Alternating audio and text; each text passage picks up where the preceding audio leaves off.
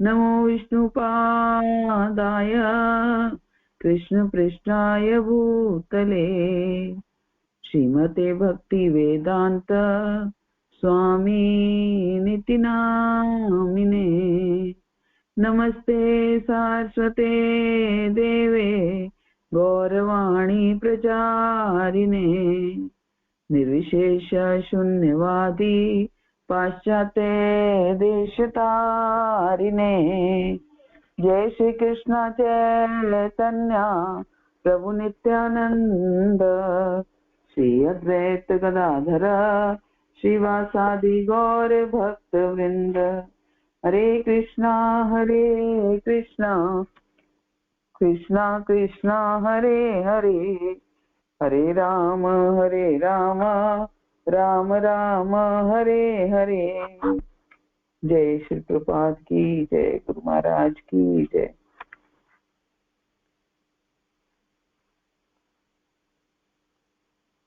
ओम नमो भगवते वासुदेवाय, ओम नमो भगवते वासुदेवाय, ओम नमो भगवते वासुदेवाय। नारायणं नमस्कृत्य नरं चैव नरोत्तमं देवीं सरस्वतीं व्यासा तदोजयमुदीरये। नष्टायेषु अभद्रेषु नित्यं भागवत सेवया भगवती उत्तम श्लोके भक्तिर्भवति नैष्ठिकी। ग्रंथराज श्रीमद् भागवतम की जय। ग्रंथराज श्रीमद् भागवतम स्कंद 3 अध्याय 19 श्लोक संख्या 19 और 20 आज हम करेंगे। तो पहले श्लोक गा लेते हैं।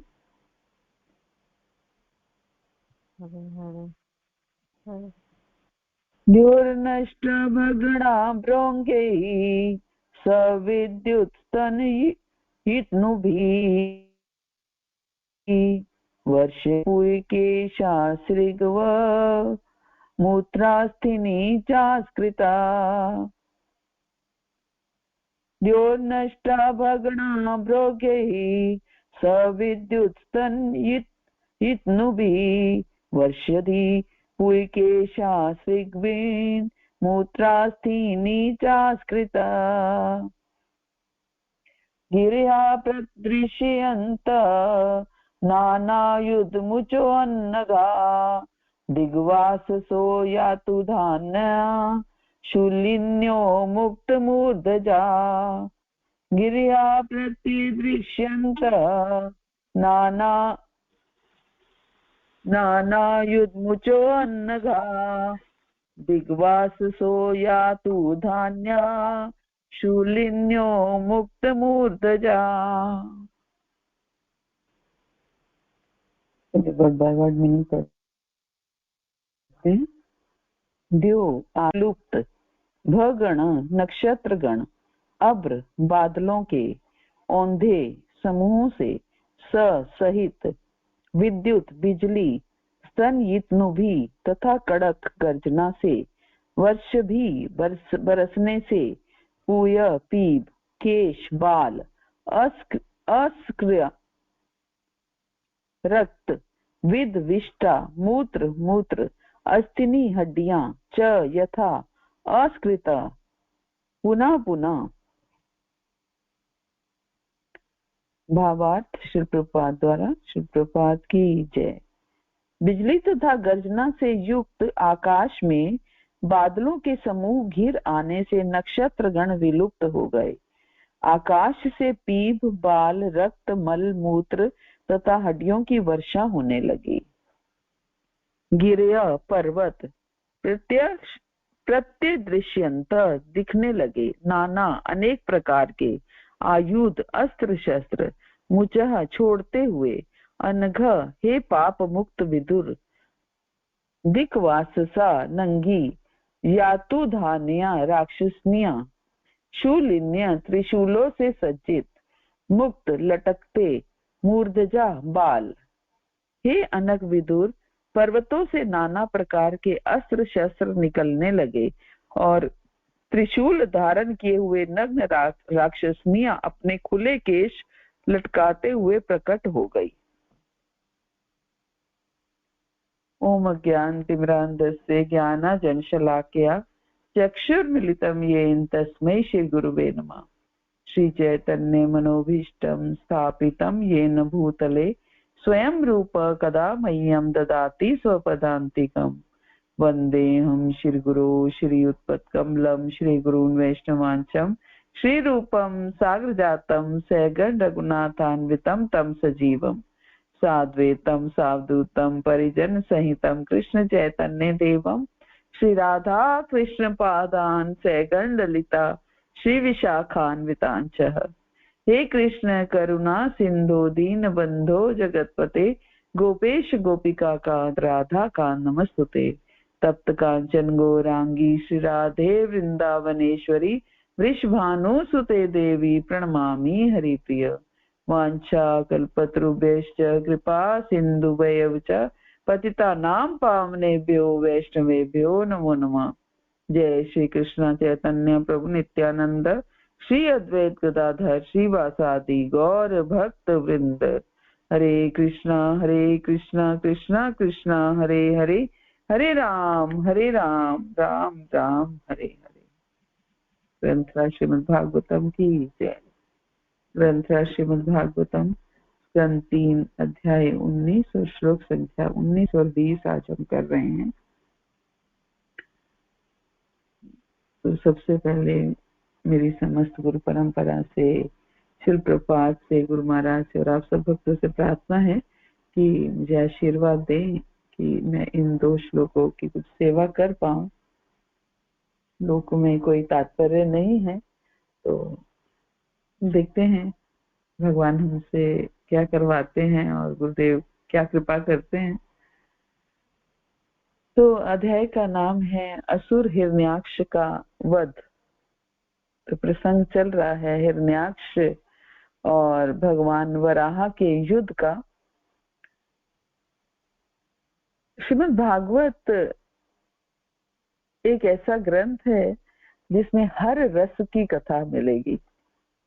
कभी कभी किसी किसी कथा पर संशय सा होना लगता है कि जैसे वराह भगवान की कथा कोई ले ले तो मन में आ सकता है कि भगवान ने शुकर का रूप क्यों लिया, या लिया भी या नहीं लिया, कि ऐसे ही वर्णन किया गया। लेकिन फिर भी भागवत को पढ़ने सुनने की इतनी अगाध महिमा है कि कभी कभी तो ऐसा लगता है कि जिसने भागवत नहीं सुनी या नहीं पढ़ी उसका जीवन व्यर्थ चला गया।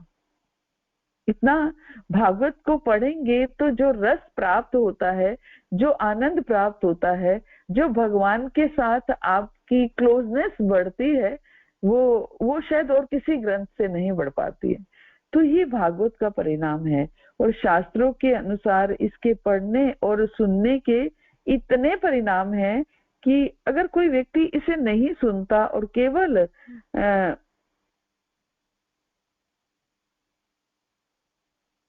भागवत सुनने के लाभ सुन लेता है, भागवत को नहीं भी सुनता तो लेकिन ये सुन लेता है कि भागवत सुनने के क्या लाभ हैं, तो उसकी अपने आप से इच्छा होने लगेगी कि मुझे भी भागवत पढ़नी चाहिए, भागवत सुननी चाहिए। तो भागवत की बहुत महिमा है। हमारे आचार्य सब बताते हैं कि भागवत चाहे हमें समझ में आए या ना आए, लेकिन हमें पढ़नी सुननी जरूर चाहिए, क्योंकि धीरे धीरे जैसे जैसे हम बार बार सुनेंगे, बार बार पढ़ेंगे, तो अपने आप वो हमें हमारे अंदर बसती चली जाएगी। परम भगवान स्वयं अपने मुखारविंद से स्कंद पुराण में भागवत श्रवण की महिमा का वर्णन ब्रह्मा जी से करते हैं। वे कहते हैं कि हे ब्रह्मा, व्यक्ति को पूर्ण श्रद्धा से युक्त होकर श्रीमद् भागवत का श्रवण नित्य रूप से करना चाहिए। और हमारे ऊपर तो गुरु परंपरा की असीम कृपा है, इस श्रवणन प्रभु की असीम कृपा है कि हम नित्य रूप से भागवत का श्रवण करते हैं। भगवान स्वयं कह रहे हैं कि व्यक्ति को पूर्ण श्रद्धा से युक्त होकर श्रीमद् भागवत का श्रवण नित्य रूप से करना चाहिए, और ऐसा श्रवण केवल मेरी संतुष्टि हेतु होना चाहिए। मेरी संतुष्टि हेतु मीन्स भगवान को की संतुष्टि के लिए, क्योंकि ऐसा नहीं, भागवत क्योंकि इसलिए भी की जाती है कि कोई पितृदोष है, किसी को ये कोई कहता है कि हम पितरों को शांत करने के लिए भागवत करवाइए, कोई भौतिक लाभ के लिए भागवत, ये नहीं। भगवान क्या कह रहे हैं, मेरी संतुष्टि हेतु होना चाहिए। तो हम सब जो नित्यम भागवत सेवा कर रहे हैं, तो मेरे ख्याल से सभी भगवान की ही संतुष्टि के लिए ये कर रहे हैं, भगवान के आनंद के लिए और अपने आनंद के लिए ये भागवत सेवन हो रहा है। और जो व्यक्ति प्रतिदिन भागवत का अध्ययन करता है, उसके प्रत्येक अक्षर पर कपिला गाय दान देने का लाभ प्राप्त होता है। प्रत्येक अक्षर पर, जितने हम भागवत का अध्ययन करते हैं, हर अक्षर पर कपिला गाय दान देने का लाभ प्राप्त होता है।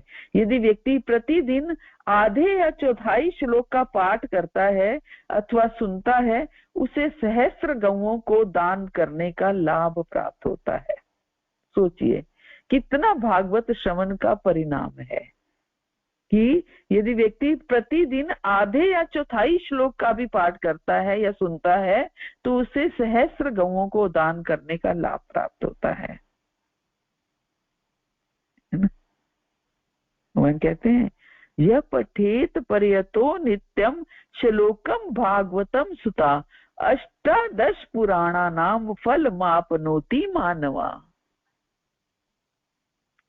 भगवान ब्रह्मा जी से कह रहे हैं कि हे पुत्र, जो हर रोज भागवत का पवित्र चित्त से एक श्लोक का पाठ करता है, उसे 18 पुराणों का पाठ करने का, अध्ययन करने का फल प्राप्त हो जाता है।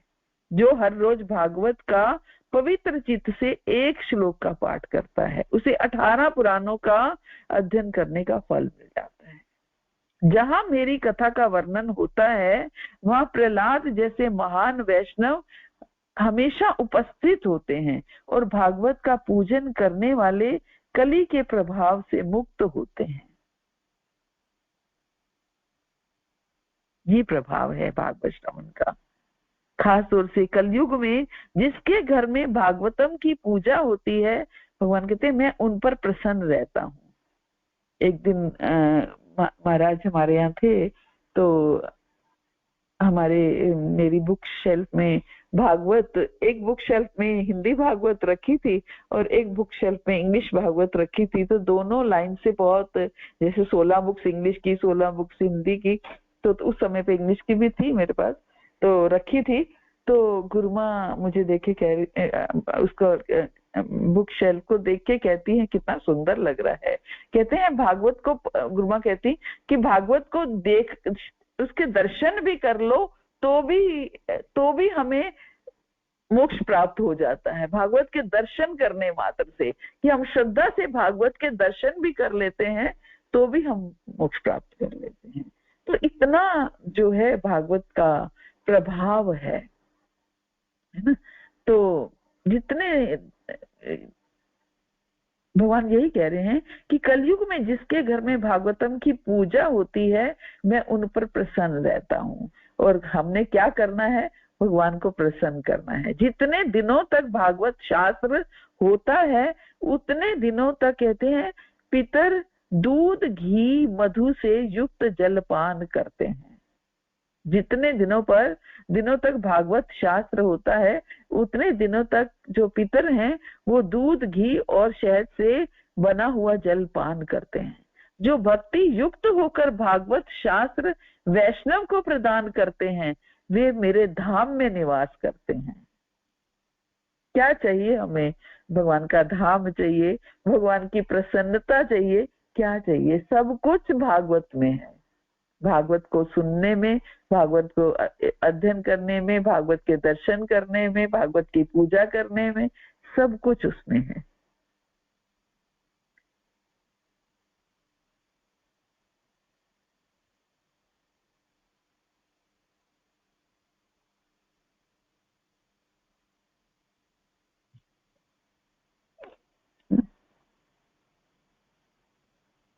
जो अपने घर में भागवत का पूजन करते हैं वे प्रलय काल तक देवताओं को तृप्त कर देते हैं।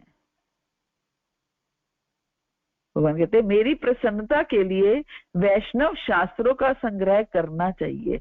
कलयुग में जहां जहां भागवत शास्त्र होता है वहां वहां मैं देवताओं सहित निवास करता हूँ। जहां जहां भागवत शास्त्र होता है वहां वहां मैं देवताओं सहित निवास करता हूँ। वहां सारे तीर्थ, सारी नदियां, सारे सरोवर, सारे यज्ञ और 7 पुरी, जो हमारी 7 पुरियां हैं, अयोध्या, मथुरा, हरिद्वार, काशी, कांची और अवंती यानी कि उज्जैन और द्वारका, और सारे पर्वत वहां उपस्थित होते हैं। भौतिक संसार से मुक्त होने के लिए व्यक्ति को सदा भागवत का श्रवण करना चाहिए। भौतिक संसार से मुक्त होने के लिए क्या कह रहे हैं? सदा भागवत का श्रवण करना चाहिए। ये परम पवित्र, आयु, आरोग्य और पुष्टि प्रदान करने वाला है। जो इसे सुनने और प्रसन्न होने पर ऐसे व्यक्तियों पर यमराज का प्रभुत्व नहीं रहता।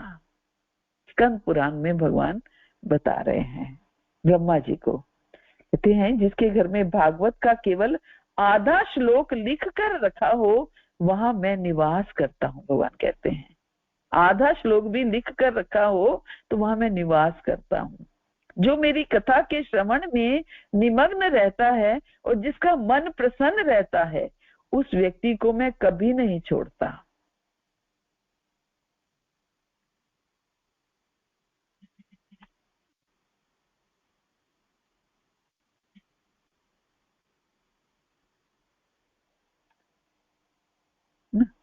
जो मेरी कथा श्रवण में निमग्न रहता है और जिसका मन प्रसन्न रहता है उस व्यक्ति को मैं कभी नहीं छोड़ता। जो भागवत का दर्शन करके सम्मान से खड़ा होता है और बारंबार प्रणाम करता है उसे देखकर मुझे बहुत प्रसन्नता होती है। जो भागवत का दर्शन करके सम्मान से खड़ा होता है और बारंबार प्रणाम करता है उसे देखकर मुझे अत्यंत प्रसन्नता होती है। श्रीमद् भागवत श्रवण से व्यक्ति धार्मिक बनकर लंबी आयु, रोगों और पापों से मुक्त हो जाता है। लंबी आयु कैसे? कहते हैं कि जितना समय भागवत हम श्रवण करते हैं या अध्ययन करते हैं वो समय हमारी आयु में से लेस नहीं होता। हमारी आयु जो है वो फिक्स है। जब जब जन्म होता है उस समय आयु निश्चित हो जाती है कि इतनी आयु है। तो जितना समय हम भागवत पढ़ते हैं या सुनते हैं उतना समय हमारी, उतनी श्वासें हमारी आयु में से लेस नहीं होती हैं। तो उस अगर हम रोज 2 घंटे या 1 घंटा भागवत पढ़ रहे हैं तो सोचिए 30 दिन में, 1 महीने में हमने 30 घंटे भागवत पढ़ी, यानी कि 24 दिन में 24 घंटे, तो 1 दिन आयु हमारी बढ़ गई। तो ये है, कहते हैं श्रवण करने से बद्रिका आश्रम जाने और प्रयाग में स्नान करने का लाभ प्राप्त होता है। भगवान कहते हैं हे चतुर्मुख ब्रह्मा, मैं वहां पहुंच जाता हूँ जहाँ भागवत की चर्चा होती है। जैसे गाय का बछड़ा अनुगमन करता है मैं उसे कभी नहीं छोड़ता, तो इसका उच्चारण और श्रवण करता है। जैसे गाय का बछड़ा अनुगमन करता है वैसे मैं वहां पहुंच जाता हूँ जहाँ भागवत की चर्चा होती है। भगवान कहते मैं उसे कभी नहीं छोड़ता जो इसका उच्चारण करता है या श्रवण करता है। भागवत के श्लोक उच्चारण करने का भी महत्व है। जो भागवत की परिक्रमा करता है वह अश्वमेध यज्ञ करने का फल प्रत्येक पग पग पर प्राप्त करता है। हम देखते हैं भागवत की लोग परिक्रमा भी करते हैं सब लोग। भक्त क्या इसका क्या फल है कि अश्वमेध यज्ञ करने का फल प्रत्येक पग पग पर प्राप्त होता है। जो भागवत के समानार्थ खड़ा होकर फिर प्रणाम करता है मैं धन, भार्या, संतान और भक्ति प्रदान करता हूँ।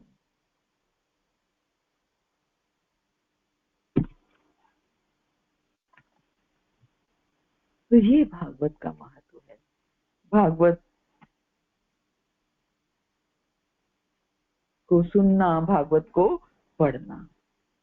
महाराज परीक्षित को 7 दिन का समय दिया गया था। उनको एक ब्राह्मण बालक ने श्राप दिया था, महाराज आज आप एक सर्प द्वारा उस डसे जाने के कारण 7 दिनों के अंदर मृत्यु को प्राप्त हो जाओगे। और हालांकि वो राजा थे, वो समझ गए कि मुझे मरना होगा, इसलिए उन्होंने स्वयं को इसके लिए तैयार कर लिया। 7 दिनों में उन्होंने ये समझने और जानने का प्रयास किया कि कृष्ण से उनका क्या संबंध है। भागवत सप्ताह में इसका अनुकरण किया जाता है, हम इसको कॉपी किया जाता है, किंतु वास्तव में परीक्षित महाराज की नकल करके 7 दिनों में भागवत का अध्ययन नहीं किया जा सकता। 7 दिनों में हम भागवत का अध्ययन नहीं कर सकते। 7 दिन में हम श्रीमद् भागवत का एक श्लोक भी नहीं समझ सकते। 18,000 श्लोकों के बारे में क्या कहना, अगर हम समझना चाहें। परंतु ये आजकल ये एक ट्रेंड सा हो गया है कि 7 दिन की भागवत क्या है, भागवत नित्यम भागवत सेव्या, नित्यम भागवत सेव्या, नष्ट प्रायेषु भद्रेषु नित्यम भागवत सेव्या। ये 7 दिनों के लिए नहीं है, ये पूरे जीवन के लिए है। अगर भागवत का पूर्ण लाभ उठाना चाहते हैं तो ये पूरे जीवन के लिए है। भागवतम का शाब्दार्थ है भगवान और उनके भक्तों की लीलाएं, और इन अलग अलग लीलाओं में, भगवान की जो लीलाएं हैं, इन अलग अलग लीलाओं में अलग अलग रस होते हैं। जैसे हम कई दिन से चर्चा कर रहे हैं कि भगवान को वीर रस प्राप्त करने की इच्छा हुई। जब भगवान को वीर रस प्राप्त करने की इच्छा हुई तो भगवान ने जय विजय को श्राप की लीला की, जय विजय के ये श्राप की लीला की। अलग अलग लीलाएं हैं भगवान ने की, है ना। और जय विजय को क्या पता नहीं था कि ये 4 कुमार कौन है। भले ही वो छोटे बच्चे दिख रहे थे, बालक दिख रहे थे, लेकिन क्या जय विजय नहीं जानते थे। लेकिन क्योंकि लीला में भागीदार बनाना था तो उन्हें 4 कुमारों को ये भुला दिया और 4 कुमारों द्वारा श्राप दिलवा दिया कि 3 जन्मों तक असुर योनि में जन्म लेने का श्राप दिलवा दिया। तो हम देखते हैं कि भगवान ने वीर रस का आस्वादन करने के लिए ये लीला की। भागवत की हर लीला में अलग अलग रस है। तो ये रस क्या है, कितने हैं, और ये वीर रस क्या है, थोड़ा हम समझने का प्रयास करते हैं कि ये रस एक्चुअली है क्या, रस किसे कहते हैं। भक्ति रसामृत सिंधु में रूप गोस्वामी ने मुख्य 5 रस बताए हैं और 7 गौड़ रस बताए हैं। 5 रस मुख्य बताए हैं और 7 गौड़ रस बताए हैं। तो मुख्य रसों से तो हम सब बड़े प्रचलित हैं कि शांत रस, दास्य रस, साख्य रस, वात्सल्य, माधुर्य रस। कि शांत रस में हम भगवान के साथ एक शांत संबंध स्थापित कर लेते हैं, जैसे गैया का भगवान के साथ संबंध है, बांसुरी का भगवान के साथ संबंध है, तो ये शांत रस है। दास्य रस में हम भगवान के दास बनकर उनको आनंद देते हैं। हर रस का कार्य क्या है, भगवान को आनंद देना, हर रस का। दास्य रस में हम दास बनकर के भगवान का रस को आनंद देते हैं। साख्य रस में हम भगवान के सखा बनकर, मित्र बनकर के भगवान को रस देते हैं। वात्सल्य रस में हम भगवान के माता पिता बनकर के भगवान को रस देते हैं, आनंद देते हैं।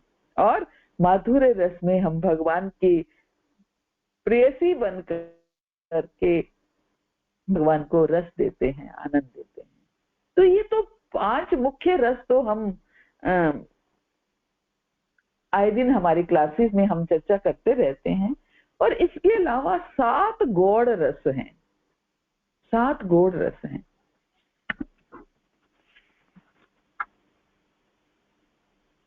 सात गौड़ रस कौन से हैं?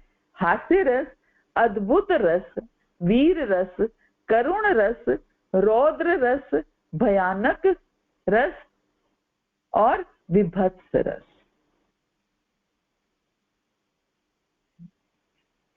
ये 7 गौड़ रस हैं।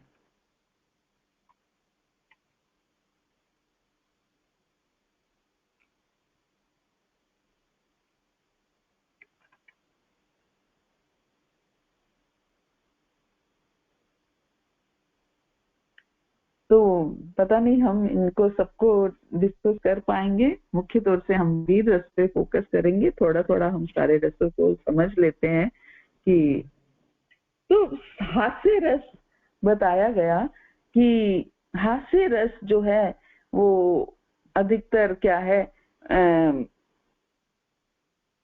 यंग लोगों में और बूढ़ों में, वृद्धों में के कॉम्बिनेशन से होता है। अक्सर हम आम अपने जीवन में भी देखते हैं, जब बड़े बूढ़े लोग और यंग लोग इकट्ठे बैठते हैं तो एक दूसरे की हंसी मजाक करते हैं, तो ये एक रस है। तो हास्य रस जो है वो युवकों में और वृद्धों में इनके कॉम्बिनेशन से बनता है। कभी कभी ये बड़ा गंभीर स्वभाव वालों में भी पाया जाता है। तो एक बार एक बूढ़ा सन्यासी यशोदा मैया के द्वार पर पहुंचा और भगवान ने यशोदा से कहा कि मैया, मैं इस दुबले पतले शैतान के पास नहीं जाना चाहता। यदि मैं जाऊं तो वह मुझे अपनी झोली में भरकर दूर ले जा सकता है, मुझे अपनी गोद में उठा लेगा और चला जाएगा। तो इस तरह ये कृष्ण अपनी माता की ओर देखने लगे और द्वार पर जो सन्यासी खड़ा था वो अपनी हंसी को छिपाने लगा, किंतु वे ऐसा नहीं कर सका। उसने तुरंत ही अपनी हंसने लगा, हंसी प्रकट कर दी। तो ये हंसी जो उसको आई, ये हास्य रस है भगवान को आनंद देने के लिए कि बताइए मुझ पर जो है वो शंका कर रहे हैं, तो ये हास्य रस है। एक बार कृष्ण ने एक अपने एक मित्र ने उन्हें बताया कि हे कृष्ण, यदि तुम अपना मुंह खोलो तो मैं तुम्हें दही मिश्री दूंगा, है ना। यदि तुम अपना मुंह खोलो तो मैं तुम्हें दही मिश्री दूंगा। तो कृष्ण ने तुरंत अपना मुंह खोल दिया, क्योंकि दही मिश्री तो कृष्ण को बहुत पसंद है, बहुत प्रिय है। तो उसने कृष्ण ने अपना तुरंत मुंह खोल दिया। लेकिन उनके जो मित्र हैं उन्होंने दही मिश्री डालने की बजाय मुंह में एक फूल डाल दिया, और इस फूल को चख कर कृष्ण ने बड़ा अजीब सा बड़ा मुंह बनाया, एक बिगाड़ दिया मुंह। तो ये देखकर सारे जो उनके मित्र थे, सारे जो सखा थे, वो जोर जोर से हंसने लगे। ये हास्य रस है जिसको हम हंसी मजाक कह देते हैं, आम भाषा में जिसको हम हंसी मजाक कहते हैं। कि जब हंसी मजाक होती है, जब बचपन के खास तौर से हम हंसी मजाक करते हैं या बूढ़े लोगों को हंसी मजाक करते हैं, तो ये हास्य रस है, हास्य भक्ति रस है। एक बार एक ज्योतिषी नंद महाराज के घर आया, तो नंद महाराज ने उनसे पूछा कि आप मेरे इस छोटे बच्चे कृष्ण का हाथ देखें और आप मुझे बताएं कि ये कितने वर्ष जिएगा और ये 1000 गौओं का मालिक होगा कि नहीं होगा। तो ये सुनकर ज्योतिषी हंसने लगा। तब नंद महाराज ने उससे पूछा कि आप हंस क्यों रहे हैं और आपने अपने मुख को क्यों ढक लिया है। तो ऐसे हास्य रस, क्योंकि जोशी तो जानता था कि कृष्ण भगवान है और वो हंस रहा है इस बात से। तो कई तरह के हास्य रस इस तरीके से होते हैं। तो ये हास्य रस में कृष्ण या कृष्ण संबंधी बातें जो हैं वो हंसी का कारण होती हैं, और ऐसे हास्य रस से युक्त भक्ति को हास्य रस भक्ति कहते हैं, है ना, हास्य भक्ति रस कहते हैं। और अद्भुत रस, है ना, अद्भुत रस, अद्भुत भक्ति रस का अनुभव जो है वो 2 प्रकार से किया जाता है, एक डायरेक्ट और इनडायरेक्ट, प्रत्यक्ष रूप में या परोक्ष रूप में। प्रत्यक्ष रूप से या अपनी आंखों से देखकर, और परोक्ष रूप से क्या है, दूसरों से सुनकर, है ना। जब हम अपनी आंखों से देखते हैं तो इस अद्भुत भक्ति रस को देखकर हम उसका आनंद ले पाते हैं, परोक्ष रूप से हम किसी से सुनकर। तो जब नारद जी भगवान के कार्यकलापों को देखने द्वारका गए और वहां देखा कि कृष्ण उसी शरीर से हर महल में 16,108 कृष्ण की रानियां हैं और उसी शरीर से कृष्ण हर महल में विद्यमान है और कई अलग अलग कार्यों में लगे हैं। तो उन्हें बड़ा आश्चर्य हुआ। तो ये साक्षात अद्भुत रस का उदाहरण है कि उन्होंने आंखों से देखा। माता यशोदा की एक सखी ने कहा, यशोदे जरा इस कौतुक को तो देखो, कहाँ तुम्हारे स्तनों का दुग्ध पान करने के लिए मुग्ध रहने वाला तुम्हारा छोकरा, कहाँ ये विशाल गोवर्धन पर्वत जो बादलों के मार्ग को भी रोक लेता है। फिर भी ये कितने आश्चर्य की बात है कि ये विशाल गोवर्धन पर्वत तुम्हारे छोकरे के बाएं हाथ की उंगली पर इस तरह टिका है मानो खिलौना हो। तो क्या ये आश्चर्यजनक बात नहीं? तो ये भी अद्भुत, प्रत्यक्ष अद्भुत भक्ति रस का उदाहरण है।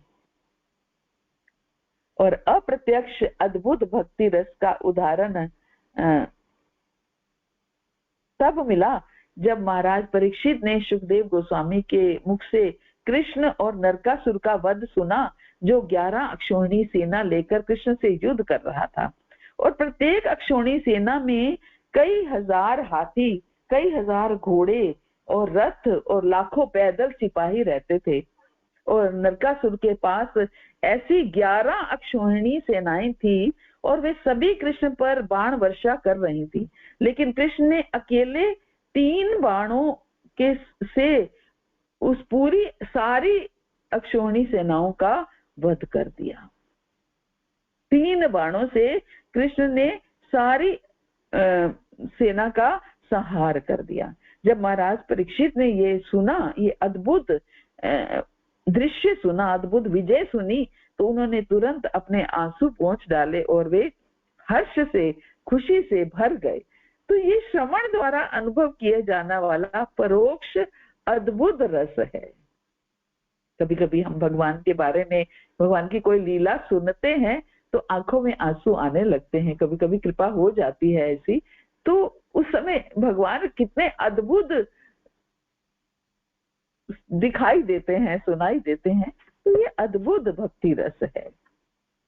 ब्रह्मा जी ने ये परीक्षा लेने के लिए कि कृष्ण सचमुच भगवान है, उनके सारे ग्वाल वालों को, गौओं को चुरा लिया ब्रह्म विमोहन लीला में। किंतु कुछ क्षणों के बाद उन्होंने देखा कि कृष्ण पहले की तरह सारी गायों, सारे बछड़ों, सारे ग्वाल वालों के साथ उपस्थित हैं। जब ब्रह्मा जी ने ये घटना सत्यलोक में अपने पार्षदों को सुनाई तो वे सारे चकित रह गए। ब्रह्मा जी ने बताया कि सारे ग्वाल बालों को ले जाने के बाद भी उन्होंने कृष्ण को उन्हीं बालकों के साथ खेलते हुए देखा। उनके शरीरों का रंग कृष्ण जैसा ही श्याम रंग था और सबों के 4 हाथ थे जो ब्रह्मा जी को दिखाई दे रहे हैं। वो भौतिक जगत में नहीं दिखाई दे रहे हैं, तब ब्रह्मा जी को दिखाई देने लगे। वही गौएं थी और पहले की तरह वही बछड़े थे। तो इस घटना का बखान करते हुए भी ब्रह्मा जी गदगद हो उठे और उन्होंने बतलाया कि सबसे आश्चर्यजनक बात तो ये थी कि अन्य ब्रह्मांडों के भिन्न भिन्न ब्रह्मा भी वहां पर कृष्ण और उनके पार्षदों की पूजा करने आए हुए थे। इसी प्रकार जब भांडीर वन में अग्निकांड हुआ तो कृष्ण ने अपने मित्रों से जोर से आंख मूंदने को कहा। जब अग्निकांड हुआ तो कृष्ण ने क्या कहा अपने मित्रों को कि आंख बंद कर लो। तो मित्र देखिए कितने शरणागत हैं कि कृष्ण ने कहा आंख बंद कर लो, अग्नि जल रही है लेकिन उनको कोई चिंता नहीं है कहीं अग्नि हमें जला ना दे, कृष्ण है, कृष्ण सब कुछ कर लेंगे। तो उन्होंने आंख बंद कर ली और फिर जब कृष्ण ने अग्नि बुझा दी तो ग्वाल बालों ने आंखें खोली और देखा कि संकट टल गया है और उनकी गौएं और बछड़े सारे सुरक्षित हैं। तो कृष्ण ने जिस तरह उन्हें बचाया था, इसी से वे परिस्थिति के आश्चर्य का अनुमान लगा सके। और ये क्या है? परोक्ष अनुभूति द्वारा अद्भुत भक्ति का रस, जो उन ग्वाल बालक को आंखें बंद हैं उनकी, उन्होंने देखा नहीं है, लेकिन अनुमान लगाया, ये तो उनको क्या मिला, अद्भुत भक्ति रस प्राप्त हुआ, लेकिन परोक्ष रूप से। अब आते हैं वीर रस पे। जब भगवान के प्रति प्रेम और भक्ति के कारण कोई खास वीरतापूर्ण उत्साह हो और उसी उत्साह में जो कार्य संपन्न किया जाता है वो वीर भक्ति रस है ना, वीरतापूर्ण उत्साह। उस कार्य में, उस कार्यकलाप को करने में जो रस प्राप्त होता है वो वीर भक्ति रस है। उत्साह से वीरतापूर्ण उत्साह, एक तरह से वीर रस की परिभाषा क्या है, वीरतापूर्ण उत्साह। ये वीरतापूर्ण कार्य, ये क्रीड़ा युद्ध भी हो सकता है, ये दान, ये दया, ये धर्म, इस सारे कार्यों से प्रकट किए जा सकते हैं। केवल युद्ध से ही नहीं प्रकट होता, युद्ध से भी प्रकट होता है, लेकिन दान से भी और दया से भी, धर्म से भी। युद्ध में वीरतापूर्ण कार्य करने वाला युद्ध वीर, दान देने वाला दानवीर, और दया दिखाने वाला दयावीर, और धार्मिक अनुष्ठान करने वाला धर्मवीर कहलाता है। तो जब कोई मित्र अपने वीरतापूर्ण कार्यों से कृष्ण को प्रसन्न करता है, जब कोई मित्र अपने वीरतापूर्ण कार्यों से कृष्ण को प्रसन्न करता है, तो वह मित्र युद्ध के लिए चुनौती देता है, और कृष्ण जो है विपक्षी बनते हैं, अपोजिशन पार्टी के, है ना।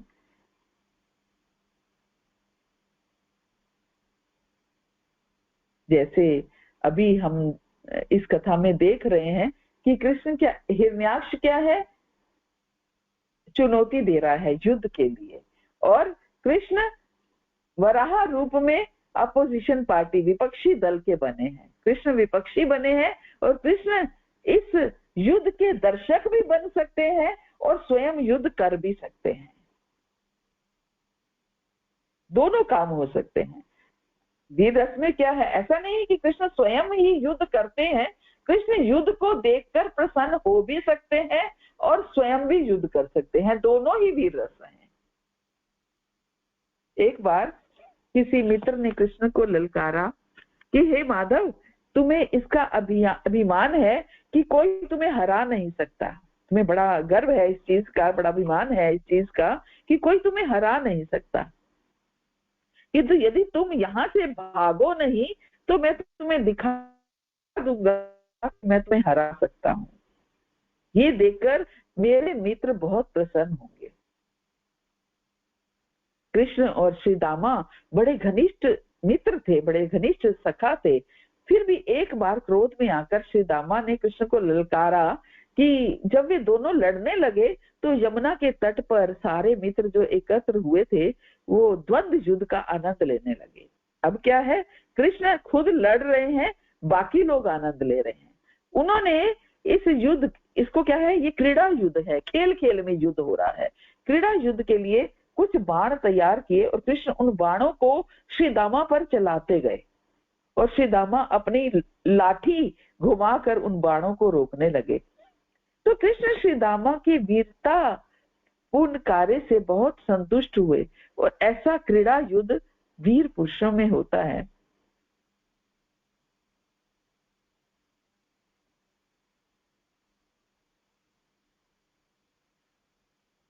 और जो देखने वाले हैं, दर्शक हैं, उनमें बड़ी एक्साइटमेंट होती है, उत्तेजना हो जाती है। हम देख रहे हैं, हूटिंग शुरू हो जाती है जब ऐसे युद्ध होते हैं, तो हूटिंग शुरू हो जाती है कि दो बड़ा सुंदर मल्ल युद्ध या कुछ ऐसे युद्ध चल रहे हैं, तो कैसे सब उत्साहित होते हैं। कभी कभी कुंती महारानी की उपस्थिति में अर्जुन और कृष्ण लड़ते थे, तो अर्जुन कृष्ण द्वारा पराजित हो जाता था, तो मित्रों के बीच होने वाले ऐसे वीरतापूर्ण युद्धों में कभी कभी डींग हाँकना या कभी कभी जो है घमंड करना या कभी कभी अपनी शक्ति का वो करना, इजहार करना, कभी कभी हथियार उठाना और कभी कभी ललकारना और कभी कभी विपक्षी बन जाना, ये सारे वीर भक्ति रस के उद्दीपन है। भक्ति रसामृत सिंधु में रूप गोस्वामी उद्दीपन शब्द जो है वो बहुत प्रयोग करते हैं। तो उद्दीपन जो क्या है, उद्दीपन शब्द का अर्थ क्या है कि एक तरह से उनको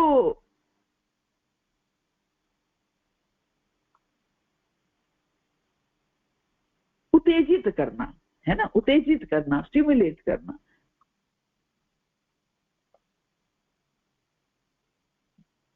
जो कोई भी घटना या जो कोई भी शब्द कृष्ण प्रेम को उद्दीप्त या प्रेरित करे, विभाव उद्दीपन, हमारे कोई भी घटना ऐसी हो जो हमारे भावों को बढ़ाए, वो विभाव उद्दीपन है, भक्ति रसामृत सिंधु में कहते हैं। तो ये हमें कृष्ण का स्मरण कराता है, जो हमें कृष्ण का स्मरण कराए। और युद्ध में क्या है, वीर रस में क्या है, जो युद्ध के लिए प्रेरित करे, जो युद्ध के लिए, जो वीर रस, जो युद्ध के लिए एक तरह से करे। तो ये हमें कृष्ण का उद्दीपन कोई भी हो, हमें उद्दीपन मीन्स यहाँ पर क्या है, जो कृष्ण का स्मरण करवाता है और उनके प्रति हमारे सुप्त प्रेम को जागृत करता है। यदि हम शांत रस में है तो हमारे आराध्य देव परमात्मा होंगे, और परमात्मा अपने चार हाथ में शंख चक्र गदा और कमल पुष्प धारण करते हैं, और शंख को देखकर हमें परमात्मा का स्मरण हो आता है। कभी भी हम शंख को देखते हैं तो अगर हम शांत रस में हैं तो परमात्मा याद आते हैं। तो शंख क्या है, एक उद्दीपन हुआ। यदि हम ब्रजवासी हैं तो हमें कृष्ण की बांसुरी का स्वर सुनाई देता है, तो ये क्या है, उद्दीपन हो जाता है। एक बार महाप्रभु ने बांसुरी की ध्वनि सुनी और वो बेहोश होकर गिर गए। भगवान के साथ हमारा संबंध के अनुरूप अलग अलग भक्तों के अलग अलग उद्दीपन होते हैं। महाप्रभु के लिए उन्होंने पर्वत देखा और उससे उनको गोवर्धन की उद्दीपन हो आया, तो वो पर्वत क्या है, उद्दीपन बन गया।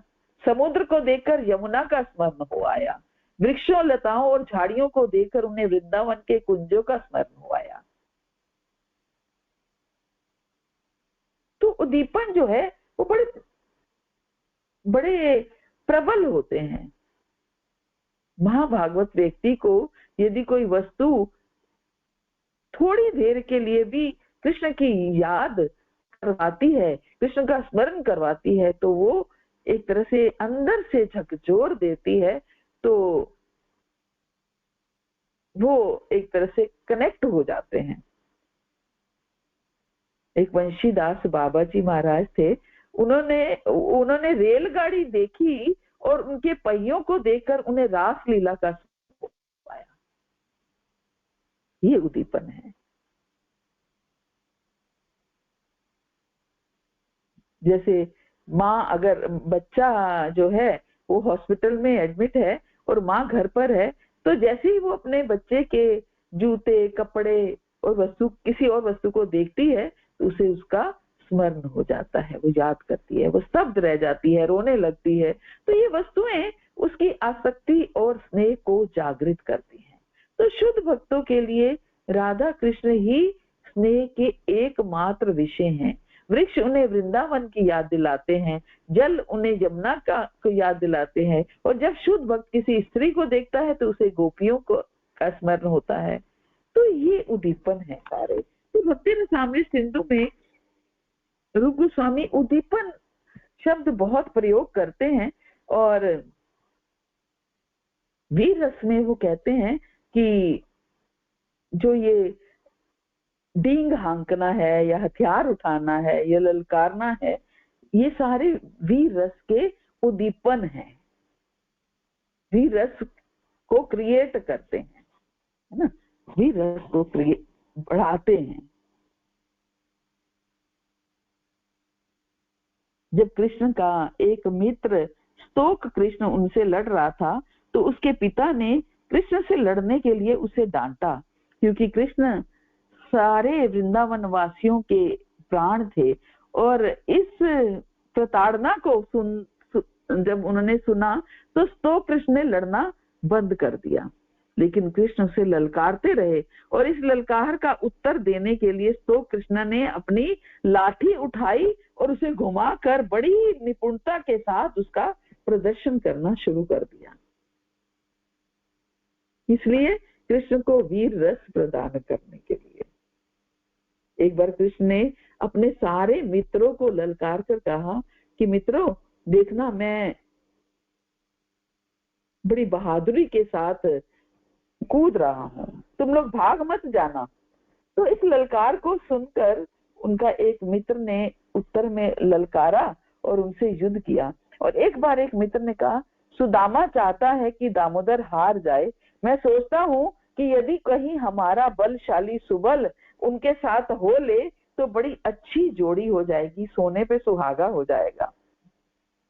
तो इन वीरतापूर्ण कार्यों में कृष्ण के जो मित्र ही विपक्षी हो सकते हैं, कृष्ण को रस देने के लिए।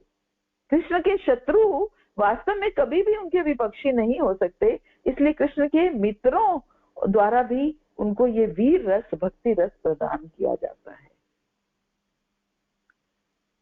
हम जब स्कूल में पढ़ा करते थे इन रसों के बारे में, हमारी हिंदी की पाठ्य पुस्तक में होते थे ये रस, और उसमें पढ़ा करते थे। तो उसमें बहुत सुंदर एक कविता उस समय हम गाया करते थे। रामधारी सिंह दिनकर जो हैं वो बहुत सुंदर साहित्यिक एक तरह से अवतार माने गए हैं। तो मतलब साहित्य को बहुत सुंदर कविता रूप में वो लिखा करते थे। तो उनकी एक बहुत सुंदर कविता थी, मुझे आज भी एक दो लाइनें याद हैं, लेकिन मैंने सर्च की तो मुझे वो मिली। तो उनकी वो कविता वीर रस के ऊपर ही थी, और वो वीर रस की वो लीला थी जब भगवान जो है वो दुर्योधन के पास संधि प्रस्ताव लेकर के जाते हैं, और ताकि महाभारत का युद्ध ना हो। लेकिन दुर्योधन जो है, और उस समय दुर्योधन को वहां पर अपना विराट रूप भी दिखाते हैं, हम सब जानते हैं इस लीला को। तो उस लीला को उन्होंने कविता रूप में लिखा, और इतनी सुंदर, थोड़ी सी हम उस पर चर्चा करते हैं कि वर्षों तक वन में घूम घूम, बाधा विघ्नों को चूम चूम, सह धूप धाम पानी पत्थर, पांडव आए कुछ और निखर। सौभाग्य ना सब दिन सोता है, देखें आगे क्या होता है। मैत्री की राह बताने को, सबको सुमार्ग पर लाने को, दुर्योधन को समझाने को, भीषण विध्वंस बचाने को, भगवान हस्तिनापुर आए, पांडव का संदेशा लाए। दो न्याय अगर तो आधा दो, पर इसमें भी यदि बाधा हो तो दे दो केवल 5 गांव, रखो अपनी धरती तमाम। हम वहीं खुशी से खाएंगे, परिजन पर असी न उठाएंगे। दुर्योधन वह भी दे ना सका, आशीष समाज की ले ना सका। उल्टे हरि को बांधने चला, जो था असाध्य साधने ल चला। जब नाश मनुज पर छाता है, पहले विवेक मर जाता है। हरि ने भीषण हुंकार किया, अपना स्वरूप विस्तार किया। ये भगवान ने अपने स्वरूप का विस्तार भी किसने किया? वीर रस ने किया, है ना। वीर रस या फिर मिश्रित रस हैं। आगे हम पढ़ेंगे रौद्र रस।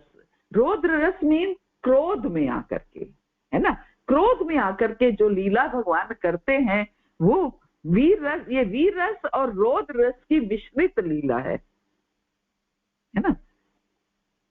हरि ने भीषण हुंकार किया, अपना स्वरूप विस्तार किया। डगमग डगमग दिग्गज बोले, भगवान कुपित होकर बोले। जंजीर बढ़ाकर साध मुझे, हाँ हाँ दुर्योधन बांध मुझे। ये देख गगन मुझ में लय है, ये देख पवन मुझ में लय है, मुझ में विलीन झंकार सकल, मुझ में लय है संसार सकल। अमरत्व फूलता है मुझ में, संहार झूलता है मुझ में। बांधने मुझे तो आया है, जंजीर बड़ी क्या लाया है। यदि बांधने मुझे तो आया है, जंजीर बड़ी क्या लाया है। यदि मुझे बांधना चाहे मन, पहले तो बांध अनंत गगन। सूने को साध ना सकता है, वह मुझे बांध कब सकता है। सूने को साध ना सकता है, वह मुझे बांध कब सकता है। हित वचन नहीं तूने माना, मैत्री का मूल्य न पहचाना। तो ले मैं भी अब जाता हूँ, अंतिम संकल्प सुनाता हूँ। याचना नहीं अब रण होगा, जीवन जय या की मरण होगा। टकराएंगे नक्षत्र निकर, बरसेगी भू पर वही प्रखर। फण शेष नाक का डोलेगा, विकराल काल मुंह खोलेगा। दुर्योधन रण ऐसा होगा, फिर कभी नहीं जैसा होगा। भाई पर भाई टूटेंगे, विष बाण बूंद से छूटेंगे। वायस श्रृंगाल सुख लूटेंगे, सौभाग्य मनुज के फूटेंगे। आखिर तू भूषाई होगा, हिंसा का परदाई होगा। थी सभा सन्न सब लोग डरे, चुप थे या थे बेहोश पड़े। केवल दो नर न अघाते थे, धृतराष्ट्र विदुर सुख पाते थे। कर जोड़ खड़े प्रमुदित निर्भय, दोनों पुकारते थे भय जय जय। तो ये हमारे स्कूल टाइम की कविता है। आज मुझे वीर रस का वो करते हुए मुझे इसका ध्यान आया। तो ये लीलाएं जो हैं भगवान के मिश्रित रसों की हैं। तो वीर रस यही है कि भगवान को युद्ध करने में आनंद आए और भगवान को युद्ध देखने में आनंद आए। तो हर रस का उद्देश्य क्या है? आनंद देना है। करुण रस है ना, करुण रस। तो हर रस में हम भगवान को आनंद देने का अगर सोचते हैं तो आनंद प्राप्त होता है। कभी कभी कृष्ण को देखकर कहती, अरे तरुणियों की संपत्ति के लुटेरे, मैं अपनी पुत्र वधू की ओढ़नी तुम्हारे पास देख रही हूँ।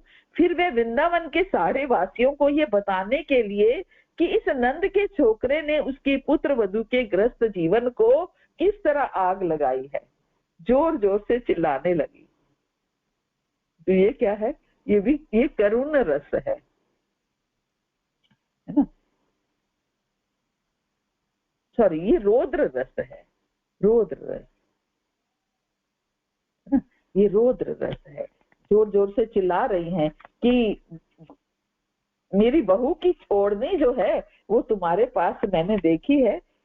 तो वो चिल्ला रही है कि ये हमारे घर को खराब कर रहा है।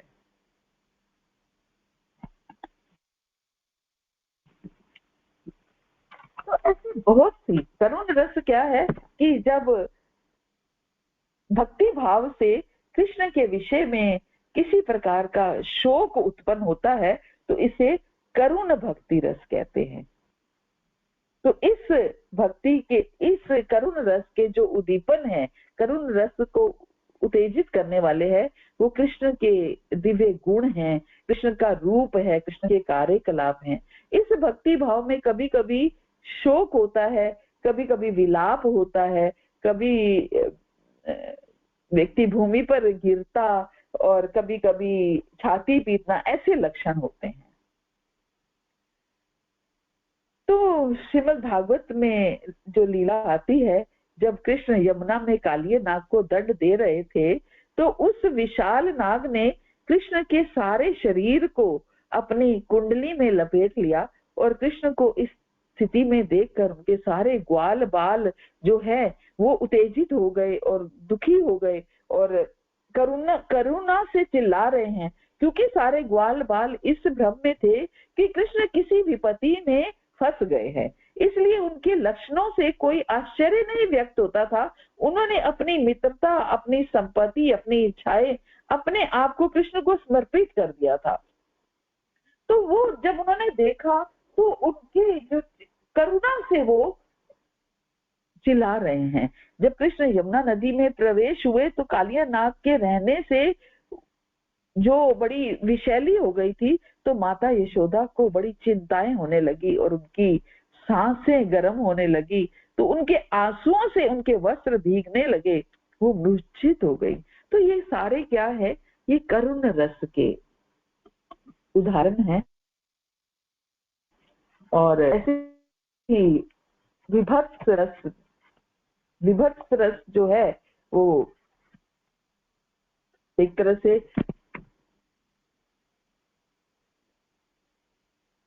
निंदा बुराई के कारण कृष्ण के प्रति आसक्ति से जो रस प्रकट होता है वो विभत्स रस है ना। विभत्स रस में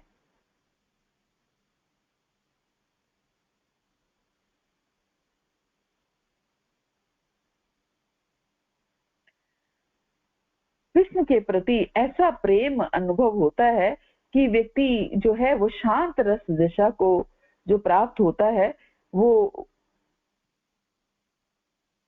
एक तरह से वही दशा प्राप्त कर लेता है। एक उदाहरण से हम इसको समझते हैं कि वह व्यक्ति पहले पूरी तरह से भोग विलास और इंद्रिय में रुचि लेता था और इसने अपनी कामनाओं की पूर्ति के लिए स्त्रियों को ठगने लगा। किंतु ये कितना आश्चर्यजनक लगता है कि वही मनुष्य जब अपने नेत्रों में आंसू भरकर कृष्ण नाम का कीर्तन कर रहा है और जो ही किसी स्त्री के मुख को देखता है तो तुरंत घृणा करने लगता है। पहले वही मनुष्य जो है वो इंद्रिय तृप्ति की रुचि लेता था, भोग विलास में रुचि लेता था, और अब वही मनुष्य स्त्री को देखता भी है तो घृणा से मुख भर ले, घृणा चेहरे पर आने लगती है। तो ये विभत्स भक्ति रस है, एकदम बदल जाता है। उसकी मुख मुद्रा से ऐसा लगता है कि अब वो विषयी जीवन से घृणा करता है। इसके उदाहरण बिलमंगल ठाकुर हैं, है ना। बिलमंगल ठाकुर क्या थे, पहले स्त्रियों को वो करते थे, लेकिन बाद में वो भगवान के साथ एक तरह से ऐसे विभत्स भक्ति रस में इतने डूब गए कि अब उनको स्त्रियों को देखकर भी अच्छा नहीं लगता था, है ना। तो ये एक तरह का रस है। क्योंकि समय बहुत हो गया है इसलिए इसको आगे नहीं बढ़ाएंगे। तो निष्कर्ष यही है कि जितने भी रस हैं, चाहे वो मुख्य रस हैं या गौड़ रस है, वो सारे रस जो है, वीर रस की हम काफी समय से चर्चा कर रहे हैं, तो ये सारे रस जो हैं वो भगवान को आनंद प्रदान करने के लिए हैं। और आनंद भगवान को अगर प्रदान करेंगे, भक्त अगर भगवान को आनंद प्रदान करता है तो भक्त स्वयं भी आनंद में रहता है। आप ये सोचिए कि जो अगर हम आनंद में नहीं हैं, अगर भक्ति में आकर के भी हम आनंद में नहीं हैं, तो इसका मतलब हम भगवान को भी किसी भी तरह का आनंद नहीं दे पा रहे हैं। और लक्ष्य क्या है, भगवान को आनंद देना, है ना। अगर हम ही आनंद में नहीं हैं तो हम भगवान को जो कैसे हम आनंद दे पाएंगे, कैसे आनंद, है ना। आनंद भगवान को हम तब दे पाएंगे जब हम आनंद में होंगे, है ना। तो इसलिए भक्ति रस का अर्थ है आनंद, कृष्ण को आनंद देना, भक्त स्वयं आनंद में रहे ना, भक्त स्वयं आनंद में रहे।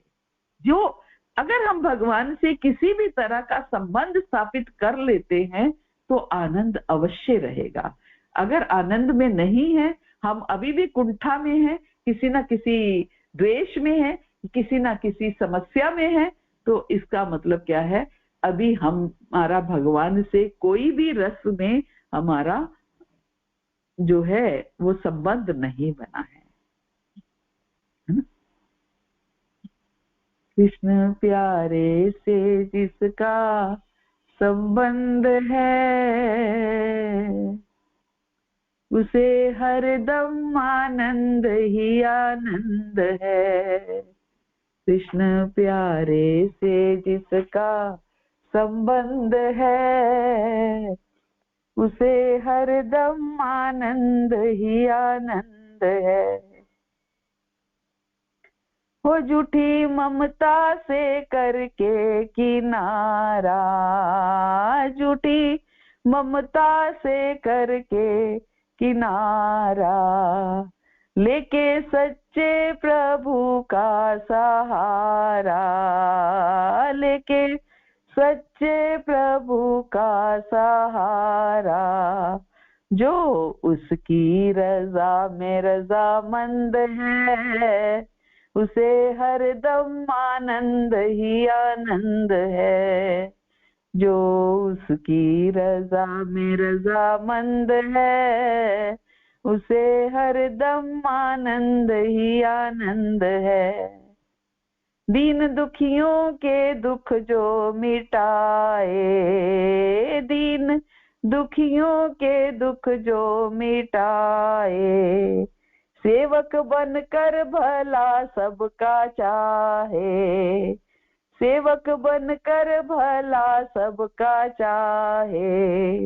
नहीं जिसमें घमंड और पाखंड है, उसे हरदम आनंद ही आनंद है। नहीं जिसमें घमंड और पाखंड है, उसे हरदम आनंद ही आनंद है। जिसकी कथनी में कोयल सी चहक है, जिसकी कथनी में कोयल सी चहक है, जिसकी करनी में फूलों सी महक है, जिसकी करनी में फूलों सी महक है। प्रेम नाम में जिसके सुगंध है, उसे हरदम आनंद ही आनंद है।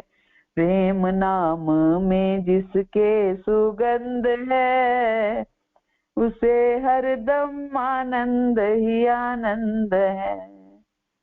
निंदा चुगली ना जिसको सुहावे, निंदा चुगली ना जिसको सुहावे, बुरी संगत की रंगत ना भावे, बुरी संगत की रंगत ना भावे। जिसे सत्संग हरदम पसंद है, उसे हरदम आनंद ही आनंद है। जिसे सत्संग हरदम पसंद है, उसे हरदम आनंद ही आनंद है। संत ऋषियों की वाणी को मानो, संत ऋषियों की वाणी को मानो, प्रेम भक्ति की महिमा को जानो, प्रेम भक्ति की महिमा को जानो। जिसके हृदय में बाल मुकुंद है, उसे हरदम आनंद ही आनंद है। जिसके हृदय में बाल मुकुंद है, उसे हरदम आनंद ही आनंद है। कृष्ण प्यारे से जिसका संबंध है, उसे हरदम आनंद ही आनंद है। प्रभु प्यारे से जिसका संबंध है, उसे हरदम आनंद ही आनंद है। तो हर रस में भगवान को आनंद देने की सोचेंगे तो स्वयं भी आनंद में रहेंगे, केवल भगवान से संबंध स्थापित करके। हरे कृष्णा। श्री प्रभुपाद की जय। गुरु महाराज